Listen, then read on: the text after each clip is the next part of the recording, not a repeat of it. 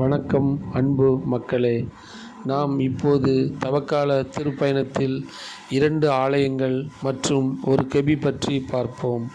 முதலில் நாம் காண்பது 2 புனிதர்கள் ஆலயம், புனித யாகப்பர் மற்றும் புனித ஸ்தனிஸ்லாஸ் ஆலயம். இந்த ஆலயமானது சொக்கன்குடியிருப்பு என்ற ஊரின் நடுவில் அழகாக அமைந்து உள்ளது.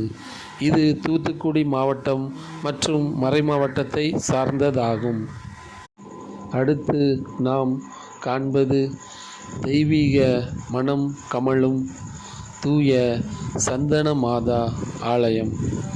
இந்த ஆலயமானது திருநெல்வேலி மாவட்டம் திசையன்விளையிலிருந்து உடன்குடி செல்லும் சாலையில் சொக்கன்குடியிருப்பு ஊரை தாண்டி பிரதான சாலையில் புதூர் என்ற ஊரில் அமைந்துள்ளது. இது தூத்துக்குடி மாவட்டம் மற்றும் மறைமாவட்டத்தை சார்ந்ததாகும். சந்தனமாதா சந்தனமாதா இதை அன்பின் மனம் கமழும் சந்தனமாதா. அடுத்து நாம் காண்பது படைகளின் வீரர் புனித சார்ஜியார் கெபி.